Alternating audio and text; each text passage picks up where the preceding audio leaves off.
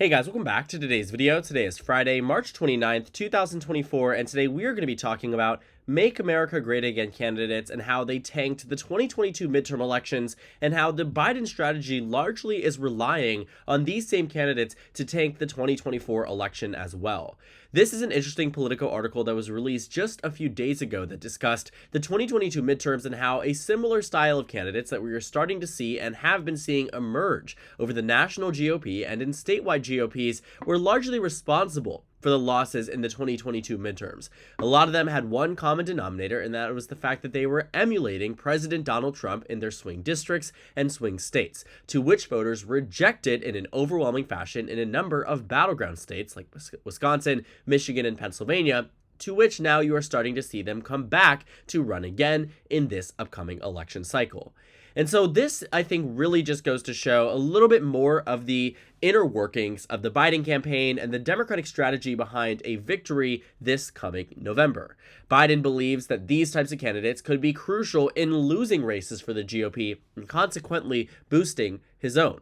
And I think while this may be, in theory, something that you could find to be a flawed way of thinking, a flawed ideology, a flawed strategy for this campaign, we saw it work out in 2022 in a way that did, in fact, give the Democratic Party such significant victories in states that otherwise should have been a lot more competitive if these were any other type of midterm elections. We remember that a lot of them were labeled as far right and extremist, but still very much were associated with Donald Trump, endorsed by Donald Trump, and ended up as the Make America Great Again candidates on their ballot. And of course, it ended up flopping.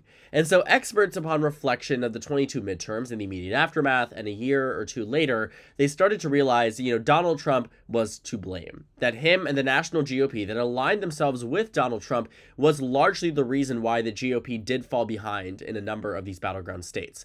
But of course, as Trump does, and as Trump did in previous election cycles, spun the narrative. His numbers dipped in the immediate aftermath of the 2022 midterms, but months later he was able to build it back up, turned Ron DeSantis and Nikki Haley into enemies of the Republican Party, and ultimately became the nominee and now has won the amount of delegates necessary to win the election. But Trump's primary isn't the only true test of the Make America Great Again brand within the Republican Party. A variety of states have started to see primaries pop up where Donald Trump will endorse a candidate, will choose somebody like he did in the state of Arizona with Kari Lake, who has yet to win her primary, but largely has seen a significant number of support because she has been able to clear the field with this Trump endorsement. All around here, you're seeing that Joe Biden being involved in this election, Joe Biden's strategy in this election is by imagining a scenario in which people like Kari Lake are the Republican nominees in down-ballot races in a number of competitive states. And so far, he's getting his wish. I think looking at the 2024 election as it narrows up now to Donald Trump's lead of just 1 percentage point across the country, there can be no room for error on either side of the aisle. The Republican Party, I think, largely realizes that the popular vote, while moving in their direction, isn't necessarily translating to an automatic victory in the Electoral College. Sure, Donald Trump is ahead, but in a number of battleground states like Wisconsin, Michigan, and Pennsylvania, the margins here are actually a lot closer than would be comfortable for Donald Trump to win these states. He's leading in Pennsylvania by 0.2. He's leading in Wisconsin by 0.8. My takeaway here is that the leads here aren't strong enough that I would confidently say and reason with someone and say that Donald Trump has this in the bag. And I think there's also factors here that I think we realize with this extremist tendencies of, the Make America Great Again crowd to adopt conspiracy theories as mainstream party platform points, that voters, once they get closer to November, will become more and more aware of the type of candidate that is running in their district or in their state. In the 2022 generic congressional vote elections here, you found that on average, the average American wanted to vote for a Republican. The average American and the overall sample here on average, repeating that word a lot, and I apologize for that, but you see here that they had the Republicans up by 2.5% on the Real Clear Politics polling average. They ended up winning by 2.8%. But of course, they didn't translate to victories in a number of battleground states. A lot of voters out there said, you know what, I'm going to vote for Republicans on the congressional level, or I intend to, but then switch their votes in some other elections like governor races, Senate races, and maybe voted red on the House race, but also in many cases, they simply did not. And a large reason for that wasn't because they adored Democrats or adored President Biden. His numbers numbers were largely as bad as they are today in the 2022 midterms. They just wanted to reject the extremist tendencies and the extremist ideology of the Make America Great Again crowd.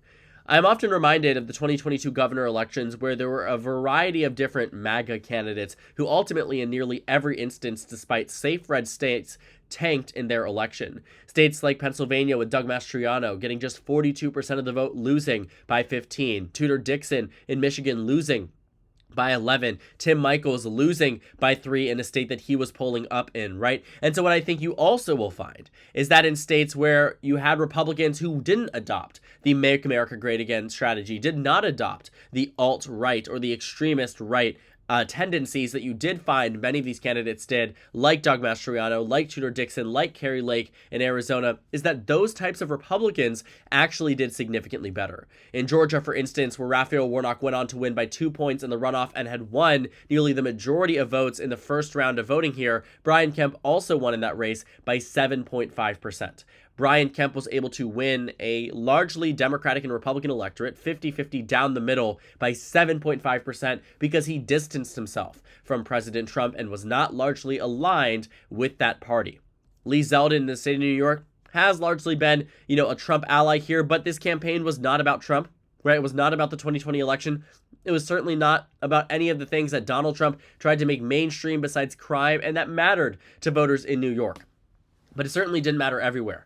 And so when many of them were taking a page out of the Trump playbook, they ended up losing support. They ended up losing reasonable voters that otherwise might have voted for the GOP that decided against it this time around. In New York, though, Lee Zeldin was able to distance himself enough. He was able to make this race his own, and you know what happened here? It took a Biden plus 25 state and made it Democrat plus 6.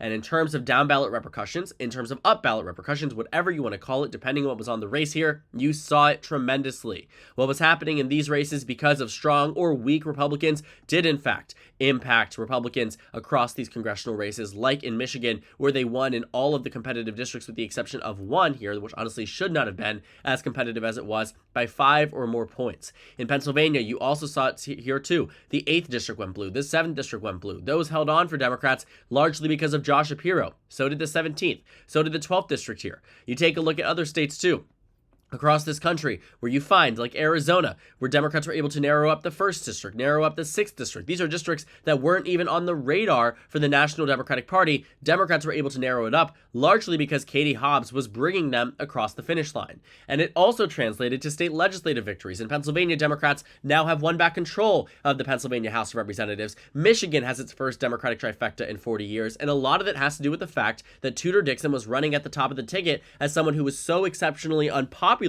And so Democrats saw these victories translated up across the ballot. And I think at what we're out here, where we are so far at least, is that this is going to be the impact of these extremist candidates in some of these battleground states. When we look at the 2024 maps, when we're talking, about what we're doing in this upcoming election cycle, you take a look at the 2024 elections and you see here the Republicans are not exactly in the best position, not exactly that well positioned to win the races here. In Montana, they have Tim Sheehy, who arguably was supposedly the better pick here, isn't polling that well. In the state of Pennsylvania, Dave McCormick, who seems to be handpicked by the GOP, not a strong candidate. Bernie Moreno, endorsed by Donald Trump, not a strong candidate. In Arizona, Kari Lake, endorsed by Donald Trump, not a strong candidate. And so when you see this too also in a battleground state like North Carolina, where they're having a governor election there, and the Democrats are leading the governor election polls, and the Republican here is extreme and now has been cited as the new electability problem for Republicans in North Carolina, coinciding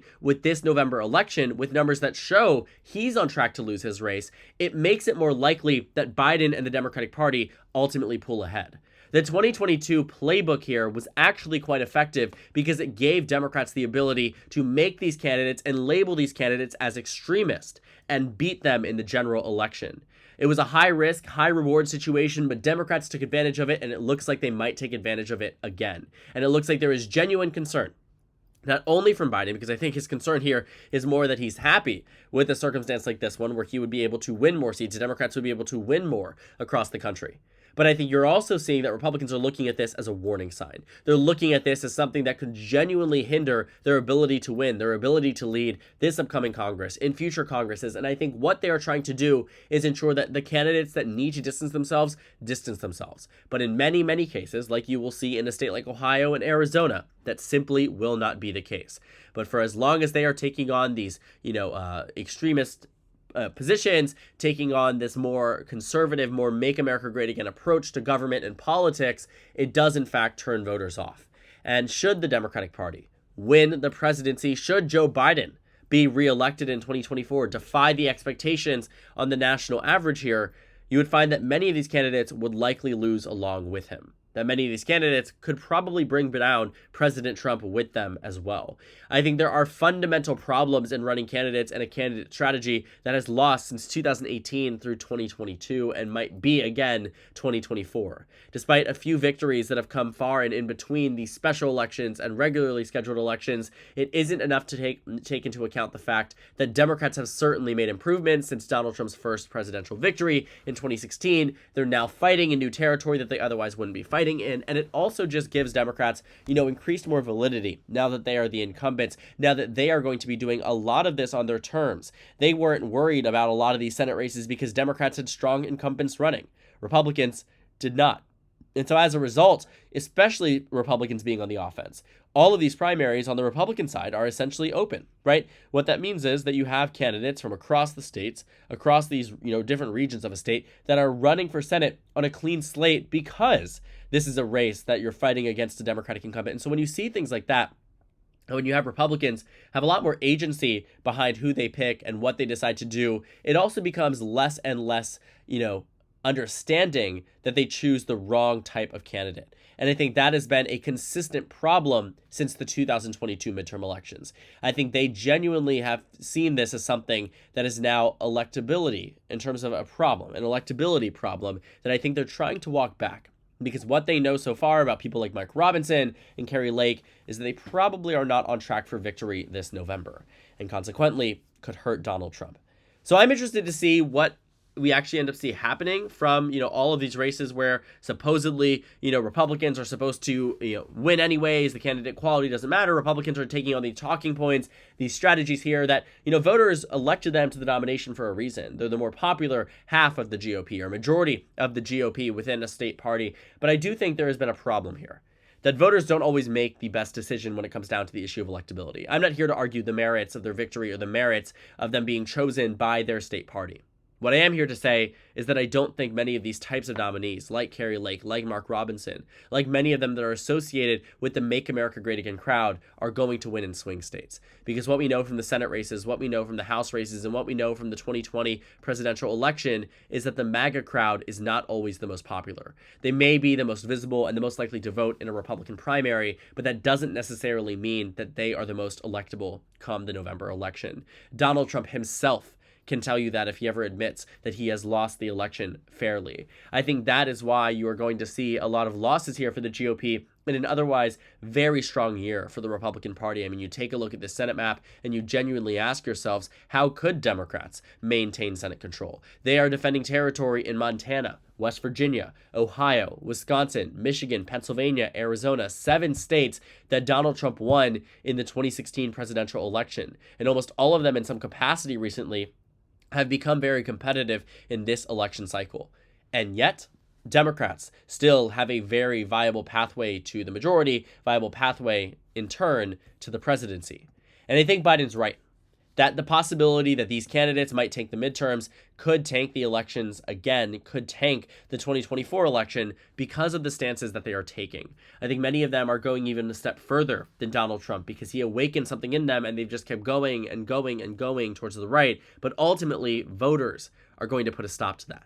They did it in 2022, and I could very well see it happening again in 2024. The Republican Party of today is far more extreme and far more right-wing than it was in 2012. And I don't necessarily think the voters in states like Arizona and Georgia and North Carolina and Nevada are positively responding to that. Those were the least, worst performing states for Donald Trump compared to Mitt Romney. since the 2016 election. And so when you see, all of these things come through and you find that there's outrage and there's, differences in opinion on where they should invest, who they should invest in, that's a conversation for a different point. But as of right now, I think Democrats are employing a strong strategy, a strategy that won them the 2022 midterms in a bunch of different swing states, and a strategy that I think could win them again in 2024, and as a result, help President Biden win re-election. So thank you guys so much for watching this video. Make sure to comment down suggestions below. Subscribe on the left if you haven't already, and check out the Instagram and Twitter. At the bottom left of the screen, there's also a Discord server for you to go ahead and join. On the screen, there's a video you can watch, and then a playlist for my 2024 election analysis videos. Again, thank you guys so much for watching, and I will see you all tomorrow.